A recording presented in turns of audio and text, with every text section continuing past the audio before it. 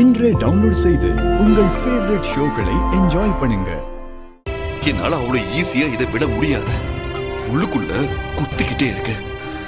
என்னால தாங்க முடியல அயலி. இன்னும் எத்தனை வருஷத்துக்கு தான் நான் அனாதங்கிற பட்டத்தோடய வாழ்றது? நானும் மனுஷன் தானே.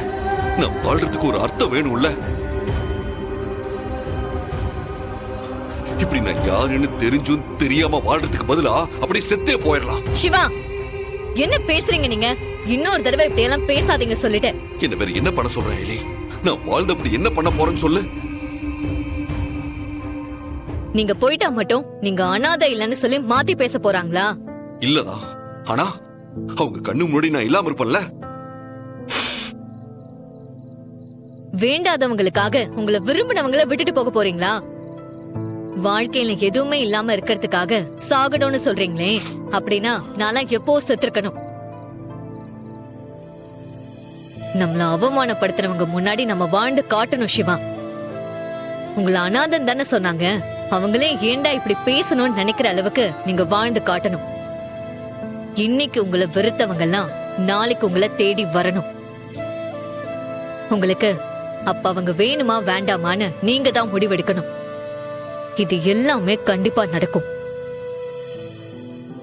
இப்போ எந்த அளவுக்கு நீங்க ஏங்கி போயிருக்கீங்களோ அந்த அளவுக்கு சந்தோஷமா இருப்பீங்க. நீங்க கூட உங்க மேல நம்பிக்கை இல்லாம இருக்கலாம், ஆனா நான் உங்களை அப்படியே விட்டுற மாட்டேன். இது எல்லாமே மாறும். நான் மாத்தி காட்டுவேன்.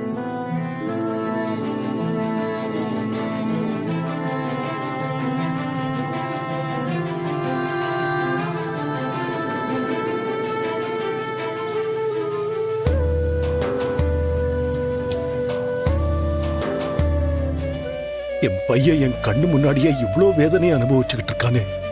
பெத்தவன் நான் எதையும் செய்ய முடியாம பாத்துக்கிட்டு இருக்கேனே. இன்னும் எத்தனை நாளைக்கு தான் என் பையன் இப்படி கஷ்டப்பட போறான்? வேணும்னே என் மகனை, அதுவும் எல்லாரும் அனாதேன்னு சொன்னாங்களே. இனிமே நான் யாருக்காகவும் பார்க்க போறதில்ல. சிவாவோட கஷ்டத்துக்கு நான் ஒரு முடிவு கட்ட போறேன். நாளைக்கே சிவா யாரு நான் யாருன்னு எல்லாருக்கும் சொல்ல போறேன்.